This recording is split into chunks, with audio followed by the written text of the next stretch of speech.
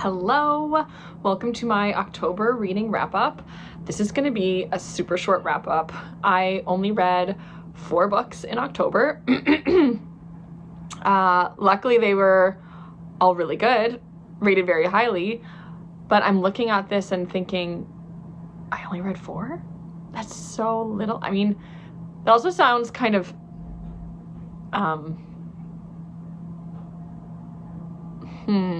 what's the right word? It sounds a little, 4 books for some people is all they read in a year. So that's a great number. And to read 4 books in a month, I do acknowledge, like, that is a good number. That's like reading a book a week. I was reading, it just, compared to when I was nursing Charlie, I was reading so much. So I was reading an ebook on my phone. I go through phases throughout the year where I just consume audiobooks a lot. And when you're reading a good book, you're reading a good book and you cannot put it down. Like for one of the books this month, that happened to me. I read it in 3 days. Okay, let's just get into it. The first book I read this month was Walk, Eat, Repeat by Lindy Mechefske. She is a Canadian author from Ontario. This story was her journey through the Camino. I'm looking and I only gave it 4 stars, and I'm kind of confused as to why I didn't give it 5. I loved it. I devoured, I read it fairly quickly. I loved that it had recipes in it. I thought the pace was great. I guess one thing that I didn't love about it is a lot of it was present about the Camino, how she was feeling currently on the Camino, the people she was meeting. And we did get some reflections from her. We got some reflections about her childhood and growing up, but she didn't let us fully in to what was going on in her life at the time, because at this time that she was on the Camino, she was separated from her husband. And then in the acknowledgements, maybe in the epilogue, but definitely in the acknowledgements, we learned that her and her husband got back together, which I think is amazing. But during this Camino, she must have been thinking a lot of deep stuff and going, sifting through a lot of pain, a lot of hurt, a lot of past things. And not that she has to divulge it, that's really personal, so I understand her not wanting to share all of that, but I think that that's why this didn't get a 5-star.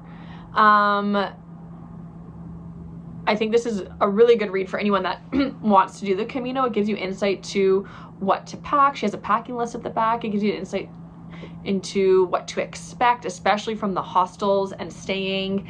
And yeah, 4 to 5. Even something I may pick up again. Next, The House of My Mother by Sheri, Franke. Oh my gosh. So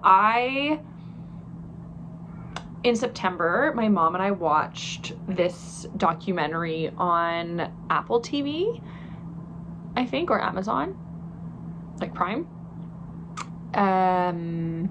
Frick, what was that called? Here, let me find it. And it's about, oh my gosh, what's the mother's name? Franke documentary.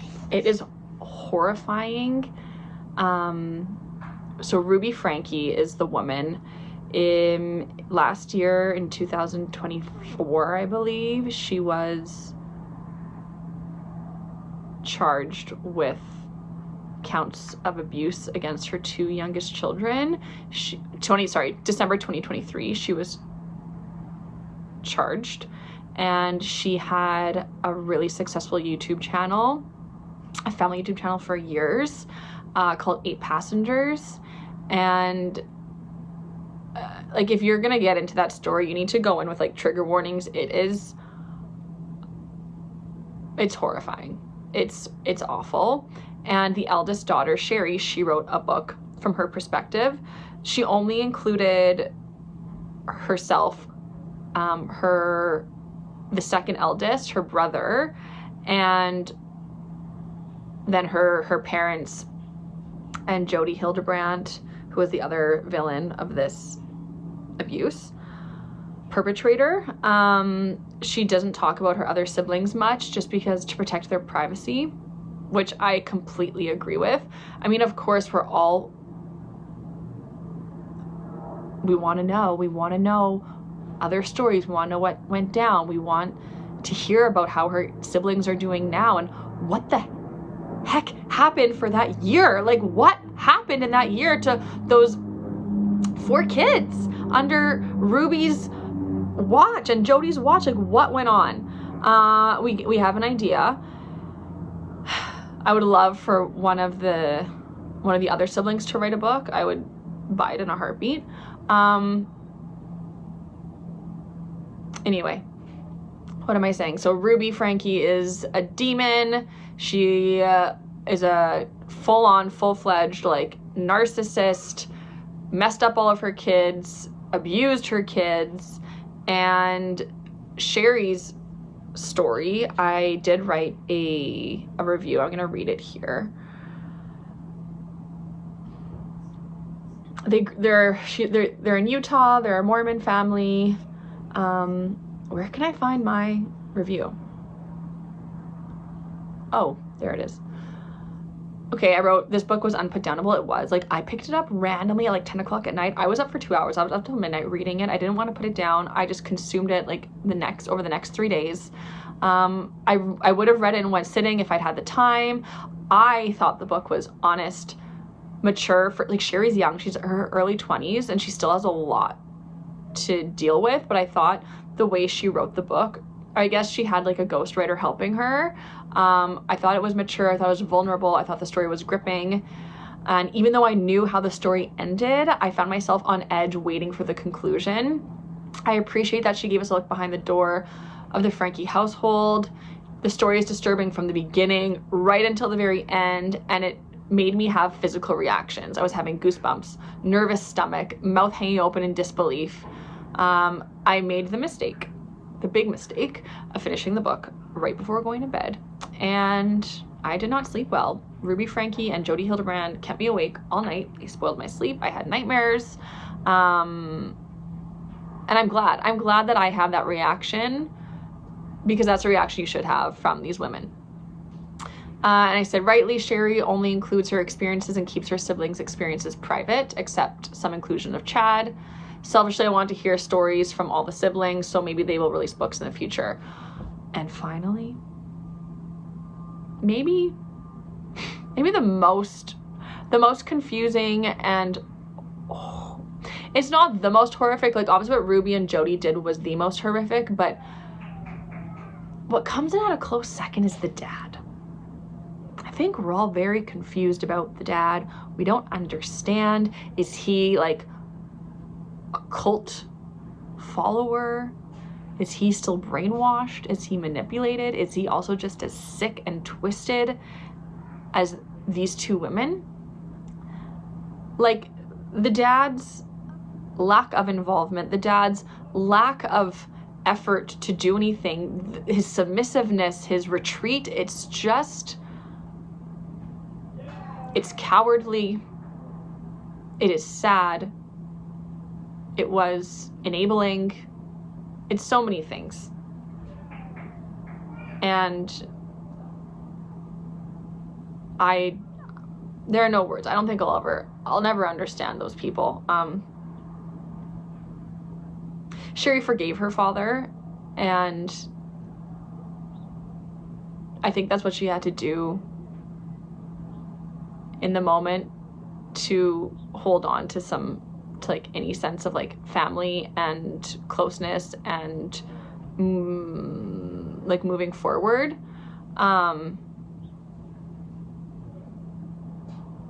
Good for her. It would be so hard. It'd be so hard. Anyway, I give that 5 stars. I don't think I said that. I give that 5 stars. Let's move on. The last 2. We're at 10 minutes. I want to wrap this up. I don't want this to be a long video. Oh my gosh, should I read the Sister Wife memoir? Should I? Come on, it's right there. Should I read that? Can you see? I don't know. I never watched the show, but I'm interested. Want to read that. Don't care to read that, and definitely want to read that. Okay. The third book that I read, The Bridge Kingdom. So this is written by a Canadian author. It's a fantasy, romantasy, 3 to 5. You know, romantasy. I keep going back. Is it masochism? Is that what it is? Like, I keep going back for more, even though I don't like it, and it's usually very predictable. The main female character is always such a brat. The male main characters are always the same. They're always cut from the same cloth. There are these hot-headed, protective bros, like boys that have these, you know, good friends, or they're army guys that are just like so bro-y, but then they're also like really I don't know, like it's like this weird, like the woman always gets them so fired up and angry, but they have unlimited patience with the woman, and they give her everything she wants, and she's just irresistible to them, and they can't say no. They do whatever they do whatever the woman wants, and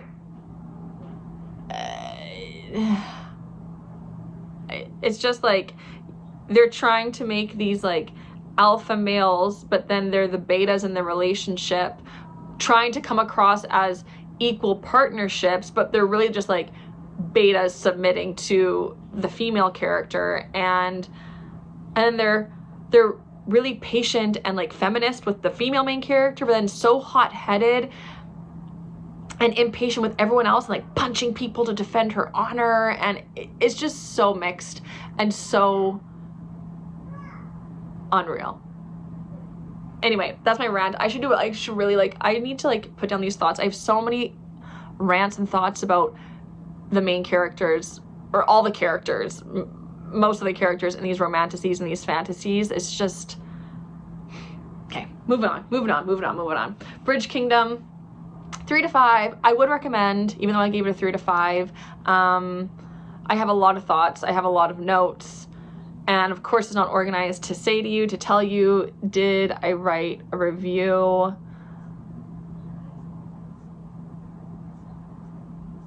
I haven't. I've been meaning to. I have a lot of notes. I feel so unprepared for this video. I'm sorry. What can I say? I liked the world building. I liked the way the author like described the world. I had a good understanding, good idea of what was happening. I like the conflict at the end. I like how the book ended. How the book ended makes me want to pick up the second one. Without spoiling, how do I do anything without spoiling? How do I say this without spoiling? I like how the relationship ended, and I want it to stay that way. Okay. Yeah. Next. The fourth book I read, 5 out of 5, The Beautiful Dream by Atiba Hutchinson. This is a memoir of one of Canada's best male soccer players. And you know, it doesn't get a 5 out of 5 for like the writing and the storytelling necessarily. It gets a 5 out of 5 for how it made me feel. I cried in the prologue. I cried throughout the book. I cried through the whole last chapter. I'm at a point right now, like, watching things like Dancing with the Stars, like seeing people achieve their dreams, reading books about this man who, you know, achieved his soccer dreams, but then he creates this beautiful family, and then he gets to go to the World Cup with Canada. It's just, I'm so emotional and connected to these people who like are going for their dreams and working at it, and even if they don't get it, they're still just like glad they shot their shot. And that's what this book is. He had a great career.